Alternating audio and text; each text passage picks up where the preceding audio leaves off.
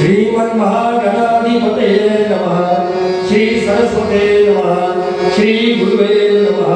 वक्रतुंड महाकाय सूर्यकोटि समप्रभ निर्विघ्नं कुरु मे देव सर्वकार्येषु सर्वदा। सर्वमंगलमांगल्ये शिवे सर्वार्थसाधिके शरण्ये त्र्यंबके गौरी नारायणी नमोस्तुते। मूकं करोति वाचालं पङ्गुं लङ्घयते यत्कृपातमहं वन्दे परमानन्दमाधवं परमानन्दमाधवं। गोपाल कृष्ण भगवान की जय। अम्बा माता की जय। जय जय रघुवीर समर्थ। जय जय राम कृष्ण हरे। जय जय राम कृष्ण हरे। जय जय राम कृष्ण हरे। जय जय राम। जय जय राम कृष्ण हरे। जय जय राम कृष्ण हरे। जय जय राम कृष्ण हरे। जय जय राम कृष्ण हरे। जय जय राम कृष्ण हरे। जय जय राम कृष्ण हरे। चातुर्मास उत्सव ब्रह्मपुरीच्या वतीने मागील 6 वर्षापासून हा जो चातुर्मास उत्सव संपूर्ण महाराष्ट्रात ज्या ब्रह्मपुरी येथील शेष नगरी येथील शेष मंदिरातून जे चातुर्मासाचा मूळ आहे, आज माझं अहोभाग्य या चातुर्मासाची सुरुवात ज्या ठिकाणून झाली, जिथून ते उगम पावलं अशा या शेष मंदिरात मला या नवरात्राच्या दिवशी मातेचं भारुड लावण्याचा आदेश मातेचा झाला आणि त्या आदेशाचं पालन करून मी फक्त आपल्या समोर अर्ध्या तासासाठी उभा आहे. म्हणजे त्या अर्ध्या तासात मला संपूर्ण माता भुवनेश्वरी, माया म्हणजे काय, मी म्हणजे काय, जीव म्हणजे काय, ब्रह्म म्हणजे काय, हे सर्व सोप्या शब्दात जे शांती ब्रह्म एकनाथ महाराजांनी प्रतीकाच्या स्वरूपात आपल्याला भारुड सांगितलेली आहे, त्या भारुडातून मी आपल्या समोर मांडण्याचा छोटासा प्रयत्न करीत आहे. यानंतर लगेच भारुडाला सुरुवात होईल.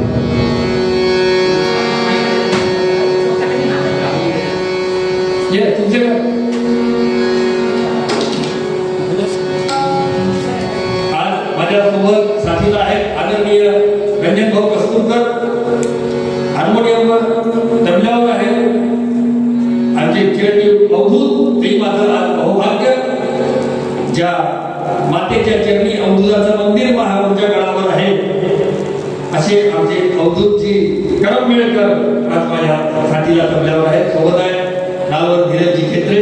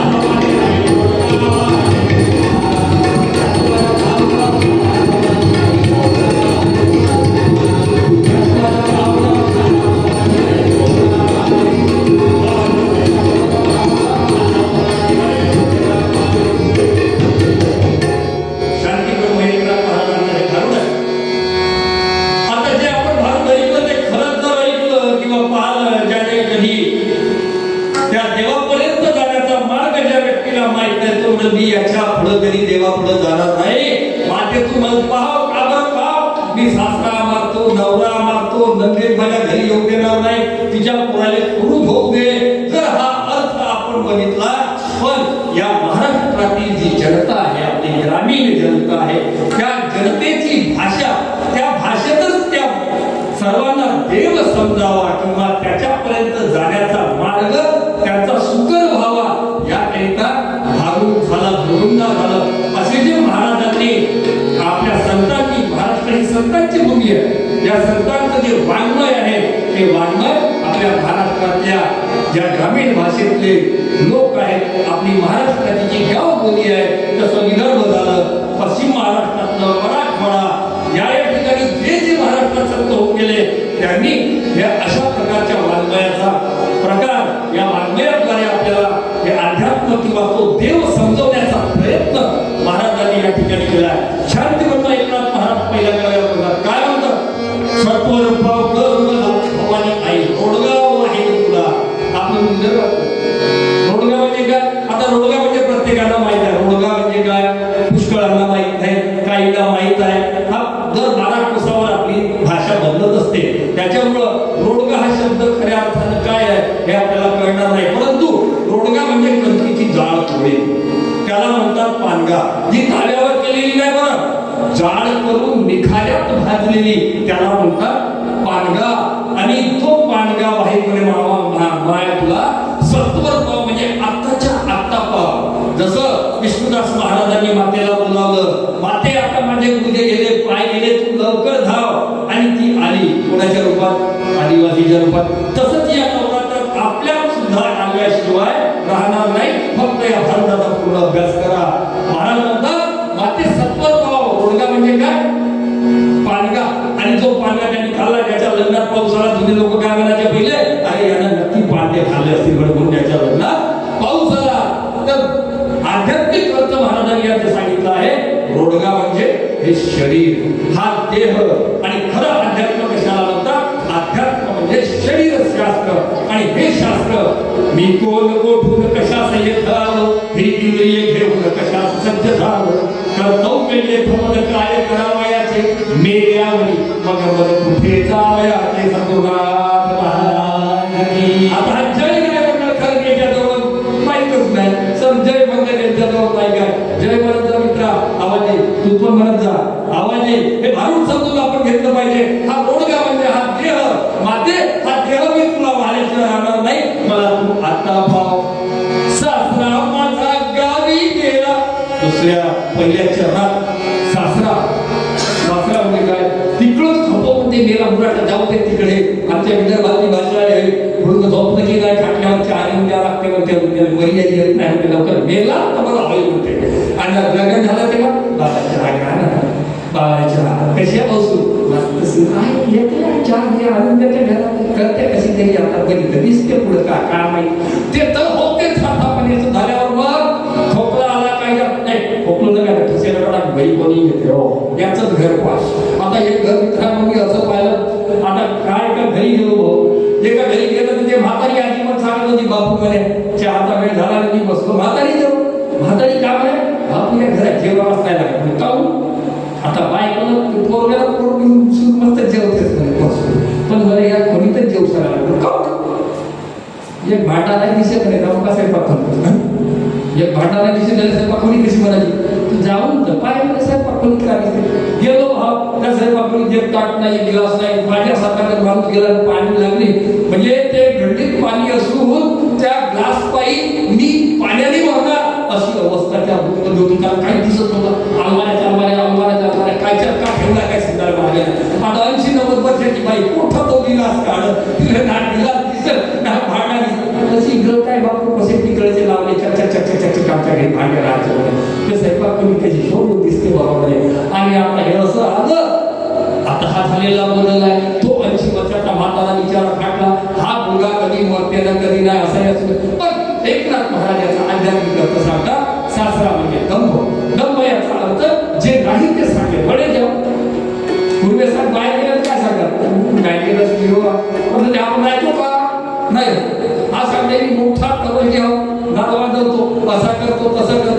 जे नाही ते सांगणे, जे आहो ज्या स्थितीत आहो ती स्थिती आपण सांगत नाही, काहीतरी वेळेत जेव्हा आपण भाऊ कोची वाढत असत मागच्या वाढत मग 15 एकर जमीन आहे जावं हिमाळ्याच्या घरी काहीच नाही, सकाळी फक्त गाडी धरून शेतावर जायचा, सगळा माणसं माझी कारभार आहे, काही चिंता नाही, 2 ट्रॅक्टर आहेत, 1 जेसीबी आहे. आता जे नाही ते सांगणे याला म्हणतात दंभ. जो दंभ ही जी सुनबाई आहे, कारण हिला लागले आहेत मातेचे वेध, हिला जायचं आहे मातेकडे, म्हणून महाराज या प्रतिकात्मक रूपात सांगतात हा जो सासरा नावाचा दंभ आहे तो माझ्या मनातून काम क्रोध लोभ मोह मद आणि मत्सर हा जो आहे हे माझ्या मनातून काढ. त्यापैकी पहिला म्हणजे दंभ. माते तू आता हा दंभ नावाचा सासरा माझ्या मनातून काढून घे. आणि हळूहळू सून बिचारी कशी मोकळी होत आहे, कारण तिच्यातून काम तिला मोकळं व्हायचं आहे म्हणून ती मातेला मागायला मागितलंय. हा रोडगा हा पांगा तुला वाल्याशिवाय राहणार नाही. जो दंभ नावाचा सासरा माझ्या मनात आलेला आहे माते तो काढ. सासरा माझा गावी गेला,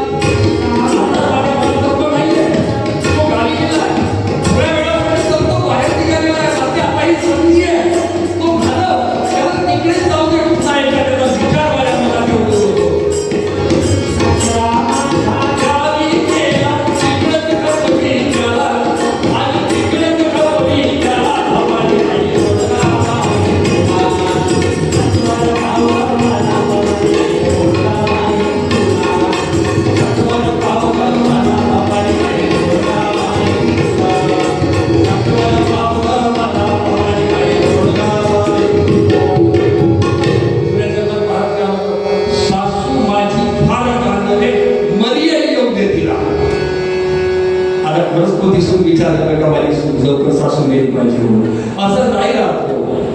ती भलाईतल्या शिव्या रुटी वेडी खाटली असं झालं तसं झालं, हा खबरा बांधून ठेवलं, कोणाला देते कोणाला नाही, लहानाला देते का मोठ्याला देते, थोडसा जिंकाच्या वर आहे लहान्यावर आहे, आमच्याकडे पाहिजे लहान आपल्याकडे पाया सुद्धा नाही जाते त्यामुळे धुकते का अशी सासू म्हणते. तर ही सासू मला असं कोणत्या तुझे वाटत शिव भरून दे, पण महाराजांनी काय म्हणते तुला मर्याई येऊ दे. आणि ती मर्याई महाभयंकर रोग होता पहिले मर्याईचा. मर्याई झाली तर लोक बिलकुल पागल. मरी आता आला तर कोरोना आपल्याला शिकवून गेला, कोरोना आपल्याला जीवन शिकवून गेला. ही खरी जीवन जिंकण्याची संधी होती, कारण जीवन हे काय असते. याच्या बरं नाही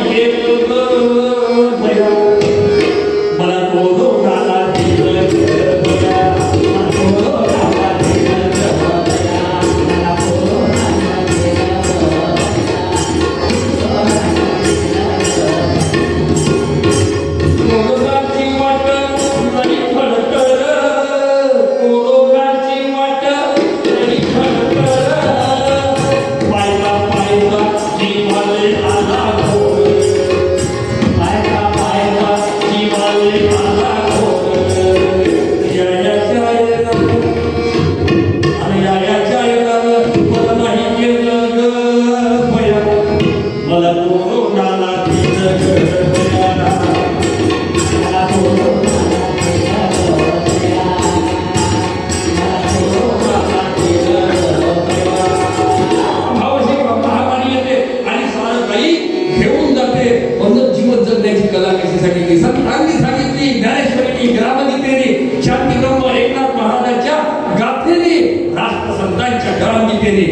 महाराष्ट्राला अध्यात्म दिलेला आहे तो खरा अध्यात्म. कारण महाराष्ट्र ही संतांची भूमी आहे. आणि त्याच प्रतिकात्मक शब्दात शांती एकनाथ महाराज पुढे म्हणतात सासू माझी फार गाणते मर्याई योग्य तिला. काही सासू सासू म्हणजे कल्पना. सासू म्हणजे कल्पना. एका घरची गोष्ट सांगतो, एका घरी मुली पाहासाठी आले, अख्खी फॅमिली आली, संपूर्ण फॅमिली आली. आणि आले कशासाठी तर नारळ तुटका टाकण्यासाठी. मित्रांनो अतिशय शुभ घडी होती, छोटासा मंडप टाकला होता. आता आम्ही मुख्य पाहुणे म्हणून त्या ठिकाणी अतिथी गेलो होतो. सगळ्यात पहिले नवरदेवाचं केलं त्यांनी, नवरदेवाला नारळ दुपट्टा टाकला. आणि ज्या वेळेस नवरीची बाई आली, नवरी येऊन बसली नवरीच्या घरी, ते होणारी सासूबाई रडायला लागली. कुणाला काही समजेल आणि झालं का काहीच समजत नव्हतं. 2 पोरं पहिले नोकरीवर, हा 3रा मास्तर. त्या 2 पोरांनी केलेल्या प्रतापामुळे कदाचित हे सासूबाई रडत असत. छंदाला मार्ग नाही. मी मुख्य पाहुणा मी स्वतः मुख्य वडील धरावतो त्या ठिकाणी उपस्थित. आणि आता माझ्या जवळ आले. भाऊ रडते काऊन? आता मला का माहिती का रडते काऊन? तिने भाऊ चल आम्ही आलो छल काही रडते. हे माझा कळल का म्हणजे आताच काम आता पाय दुखी होता नाही पहिल्या लक्षात. अरे पहिल्या लक्षात झाला त्या गेले आलं. हे तर ठेव पुन्हा घर आहे तुम्ही दोघं नवरा बायका कळलं ना. काऊन नाही कल्पना इच्छा कल्पना आपली भयंकर आहे. ती कशी येईल काय येईल काही गॅरंटी नाही. कारण ती आल्यावरची गोष्ट आहे ना. आता तर उदाहरण आहे मागतो बाई मागितलं चौरंगावर पोरगी आणि एवढी अशुभ घडी त्या दिवशी ती होती. इतकं वाईट वाटलं. पण घर असं होतं की मी जास्त बोलू शकत नव्हतो. त्या बाजूने समजवण्याचा नक्की करा. तुमचा केल्याशिवाय राहणार नाही. नक्की करा. आणि तिने रट्टून केलं इतके वर्ष. पण आता शेवटी तिच्या मर्तेपणीने बाहेर जावं लागतं. कारण ते सासूबाई तशी करत होती. का करत बिचारी थकून गेली. आता त्या घरी मी त्याच्यानंतर गेलो नाही. काय झालं ते माहित नाही. पण सासू म्हणजे इच्छा. अशा ज्या इच्छा आहे आपली कल्पना रूपी सासू आहे. माते तू माझ्या मनातून काढून दे. पहिले कोण गेला? दंभ गेला. आता कोण गेलं? हे कल्पना रूपी सासू गेली. म्हणून मातेला महाराज म्हणतात सासू माझी फार गाजते.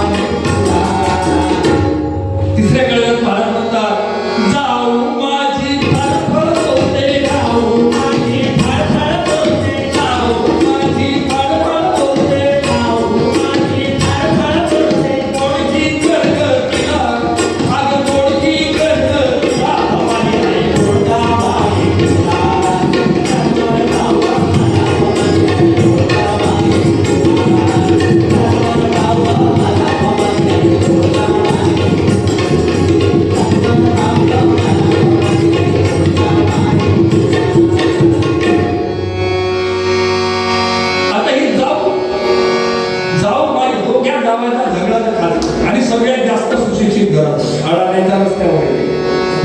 अडाण्या जावांचा झगडा हा रस्त्यावर येतो. पण सुशिक्षित जावांचा झगडा हा आपल्या घरातल्या चार दिवाळीच्या आतमध्ये चालत असतो. आणि सगळ्यात जास्त तमाशा कुठेच असतो. जाऊ बाई फाडफाड बोलते पोडकी करतो तिला. जाऊ म्हणजे काय? जाऊ म्हणजे इच्छा रूपी जाऊ. कारण त्याला घेतलं माहिती झाली पाहिजे. यानं एक मजा चढवला लहानाला की या मोठाला पाहिजे याचंही सोडलं पाहिजे. आता बिचारा एकाला नोकरी होते का? मी म्हणतो माझी की जाऊ दे नोकरीवर आपण जशी कशी जाऊन राहू आता समाधान सांगतो. कधी समजावं होते असं म्हणून भारुडातले समोर पाहिजे म्हणजे भारूड चाललं होते. महाकाली महालक्ष्मी महासरस्वती आपण तिने आता ऐकल्या. हे सगळी रुपया घेण्यामध्ये असतात. त्याच्यामुळे या नवरात्राच्या अतिशय चांगल्या ठिकाणी भारूड करायला मिळत आहे. पण जाऊ रूपी जी इच्छा रूपी जे जाऊ आहे ती कशी ऐकल्या का म्हणलो का? ऐकल्या का? भाव बोला लोक थोडंसं काय सांग ऐकल्या का म्हणलो का? सुपारीचे खांद्या बाजार सुपारीची खांड उचलते नवऱ्याच्या हातची तोंडात घालते. खेड्यामध्ये पण सवय लागते. संध्याकाळची पण सुपारी थोडासाठी उठून दुकानात जाते. आणि बायका म्हणजे एकमेक आपण करते. बॉटली जरा धरतो बॉटली टाकली टाकतात. मोठ्याला गाडी घेतलं म्हणलो असं. आता आले मोठ्याला गाडी घेतलं तर तिच्या गाडीच्या आवाजाने तिची इच्छा झाली. कारण हे इच्छा रूपी जाऊ आहे. जाऊ हा खतरनाक. घर कसं फोडलं पाहिजे ती अल्पा पाहिजे. ती आहे का शेवटी मायाच आहे. तिच्यात भरोसा आपण दुपाराचा खेळ बघायची. आज ही माया आली ओलांडी फिरवाया.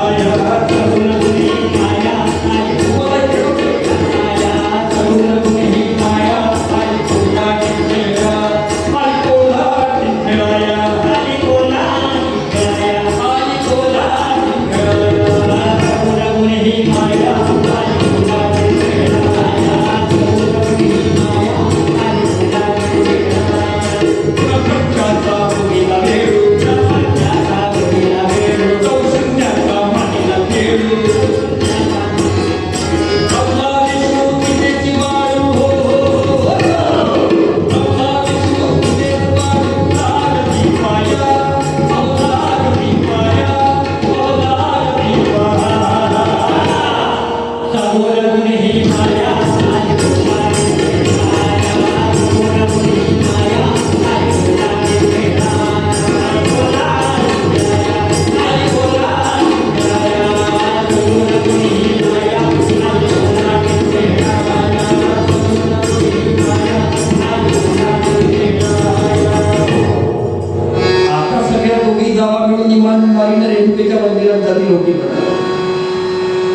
पण जाताना दोघी जणी आपापल्या साडीची तुलना करते. जाताना फक्त एकमेकीच्या साडीकडेच पाहतील. त्या इच्छा नवऱ्याने कितीची घेऊन दिली ना माझ्या नवऱ्याने कितीची घेऊन दिली. एकमेकीला दुकानही विचारतील. हातात आरती नजर साडीच्या पदरावर चाललाय. आता त्या लाईन मध्ये लागतात ना.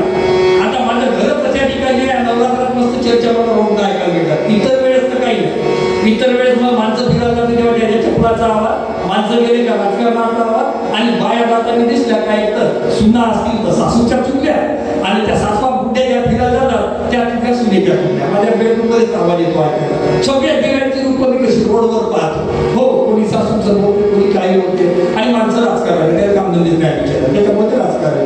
तर अशा ह्या जावा आता या भर नवरात्रात जरी गरबा खेळायला गेल्या ना त्या दुपट्टा बांधून कोणत्या कोणत्या कशी आहे, चुंडी कशी आहे, त्या देवीकडे काय लक्ष नाही. एखादी विचारी की त्या देवीची खऱ्या अर्थानं आराधना करणार नाही तर काय नाही सारे सो देवी कशी मिळत नाही. तिला समजून घेतलं पाहिजे. असं आता आपण कीर्तनातून ऐकलं. समजून जो घेतो, जे विष्णुदास महाराजांनी समजून घेतलं, व्यासांनी समजून घेतलं, म्हणून देवी भागवत लिहिलं. अशी त्या मातेची आराधना आई भवानी, त्या मातेची आराधना आपण आता केली पाहिजे.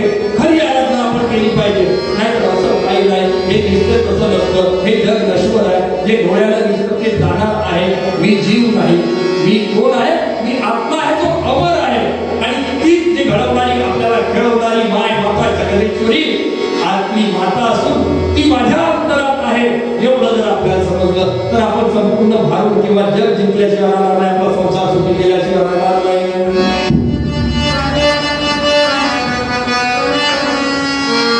आई भवानी तुझ्या कृपेने तारशी भक्ताला अगाध महिमा तुझा माऊली वारी संकटाला. आई कृपा करी आम्हा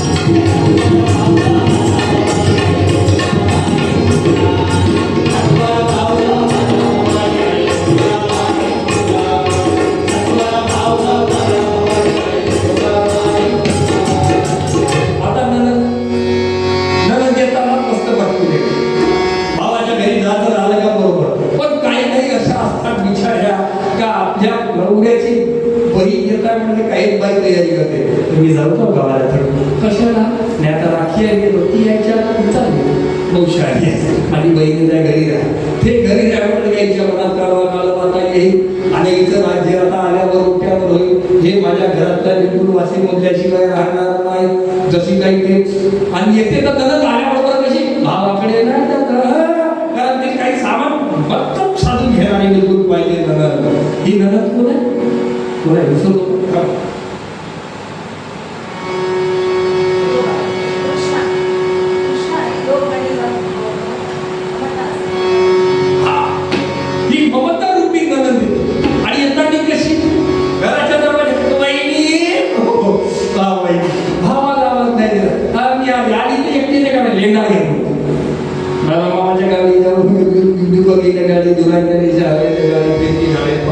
मामाच्या गावाला जाताना भूर्ण लेंडा सुट्टी आहे, चला मामाच्या गावात. आता नाही आमच्या दोघे जर जाऊ साहेबांनी तू गेले जाऊ झाले हो. आता कशी येते बिलकुल वहिनीच्या घरी आणि घरी आल्याबरोबर पहिले होता माझ्या आजची सांगशी होती माझा कोठडी वीरच घेऊन गेली नाही तिथं पितळाचा गुण होता ना, एवढा चांगला गुण एवढा चांगला गुण मोठे गेला ना मोठे नाही बाई काहीच नाही ठेवलं. तिची माहिती सांगत जाते कारण ते सगळंच वेगळं. कारण आता जर्मनी का पितळ फक्त स्टील घ्यावा कार्यक्रम चालू झालेला, त्याच्यामुळे सगळ्यात पहिले जुन्या वस्तू तांब्याचा गुण होता ना बापाने मुळा मोठा होता. मी माझ्या बाबाने घेऊन आलो होतो मोठे इतके वर्ष वापरलं पाहिजे. आल्याबरोबर काम चालू झाला, आल्याबरोबर ते सासू आपल्या पोरीला सगळ्या इच्छा गोष्टी सांगत जाते आणि ही बिचारी पहिले दरवाजातून बहिणी म्हणणारी तिच्या मनात ममता. आता माझी वाढ काही बाई किती झाली उडी नाही कुठे काढली शाळा उडीच नाही झाली उघडीच नाही टाकून काय हो का अरे बाई उडी बाईले पहिला फरला भरला, दुसरा पहिला भरला आणि मग या ममता रूपी जाऊचे दोन मुलं आहेत लोभ आणि मोह. हे बिचारे घरात काम करतात, इकडून तिकडून आपल्या मामाला करतील कोणाला करतील. अशी ही आपली ननद ममता रूपी ननद माते सध्या आता ती गेली आहे. कुठं गेली आहे? बाहेर गेली आहे, माझ्या मनातून बाहेर गेलेली आहे. तर तिला तू खरूच होते. जाऊला बोडकी केला म्हणजे तिचा नवरा मारला जाऊचा बोडकी करून तिला बोडकी पहिले केश ओपन करायच्या बाया. आता ही नजर तर त्यांना खरूच होते. पहिले खरूच झाली नजर भाऊ तर आपल्या सरकारी दवाखान्यात जायचं एक पांढर पावडर भेटत होतं. इकडून तिकडून मग झाली आहे कारण इथपर्यंत चलत जायचं बिलकुल. कारण माती मोठी खेळणारा आपण माणसं आपण काही शहरात पहिल्यापासून झालेलं नाही. आता कुठं शहरात ते मोटार बिटार गाड्या दिसायला लागल्या तेव्हापासून शहरात नाही तर पहिले आमचं ते शेण गोळा करण्यापासून तर झिरप्या आणण्यापर्यंतचे कार्यक्रम आपण केलेले आहेत. त्याच्यामध्ये खरूच म्हणजे काय हा प्रकार चांगल्या पद्धतीने माहिती आहे. तर ते खरूच होऊ दे आणि एकदा का खरूच झाली तर ते स्वस्त बसू देत नाही. आणि या ममता रूपी नंदेला ते लोभ आणि मोहग्राम दिल्याशिवाय रामदेवती ननद कशात राहील? तिच्या पोराच्या हातात झालेली घरू त्याच्यातच राहते. बापूजी दवाखान्यात याचं घर या लोभाचं घर मोहाचं घर म्हणून माते ही ममता रूपी ननद आहे ना हिचं त्या लोभ मोहासहित श्राद्ध कर, तिला जाऊ दे. या मुलांना खरूच होऊ दे आणि या खरूच होऊन तिच्या मायसकट त्यांना जाऊ दे. ही ममता रूपी ननद पहिले कोण गेला भारूड समजून घ्यायचं आहे, आध्यात्मिक अर्थ समजून घ्यायचा आहे. प्रतिकात्मक एकनाथ महाराजांनी आपल्या भाषेत सांगितलेला अर्थ आहे. पहिले दंभ नावाचा सासरा गेला, दुसऱ्यांदा कोण गेलं? कल्पना रूपी सासू गेली, इच्छा रूपी जाऊ गेली आणि ममता रूपी ननद तिचे लोभ आणि मोह हे दोन पुत्र माते तू आताच्या आता याला खरूज होऊ दे आणि मला मोकळी होऊ दे. नंदेचं काट किरी किरी करत खरूज होऊ दे त्याला, खरूज होऊ दे त्याला.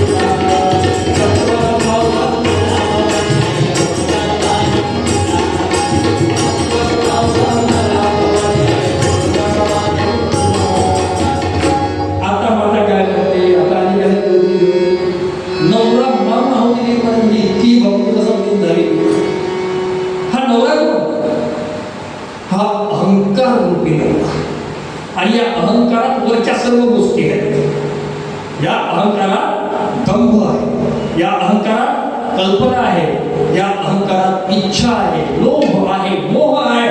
असा हा दादला, असा हा नवरा, माते याला मारून मी तुला आहुती देईल. म्हणजे काय, माझ्या मनात हा सुद्धा गेलाय, म्हणजे मला मोकळी होते. मग अशी आपण कीर्तनात ऐकलं, सच्चित आणि आनंद, तो आनंद मला घ्यायचा आहे ज्या ठिकाणी जीव आणि शिवाची भेट होते. असा आनंद माते या नवरात्रात जर तुम्हाला भेटलीच, ज्याप्रमाणे विष्णुदास महाराजांना मिळाली ही भक्ती, हा गुरुगुंडा, हा गुरुगुंडा होईल बरी. हा गुरुगुंडा अशा प्रकारची भक्ती जर आपण केली तर आपण इथपर्यंत गेल्याशिवाय राहणार नाही. म्हणून या नवरात्रात आपण तिला एकच जोगवा मागायचा, कोणता, अनादिनिर्गुण निर्गुणा भगवती भवानी आमच्यापुर प्रजापती निरतापाती करावया कायने भगवतापाती करावया कायने भक्तापाती तो पावसे निर्वाणी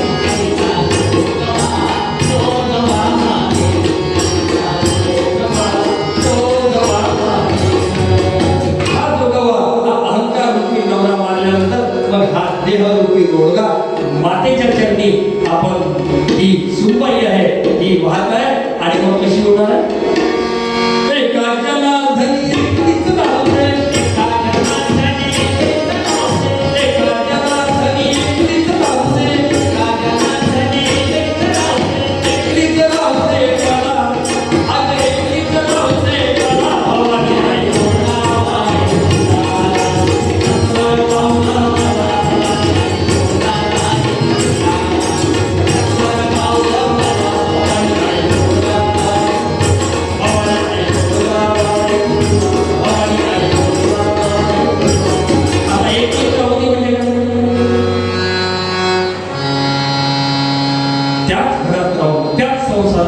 संसाराची आसक्ती नसते म्हणजे एकच राहू.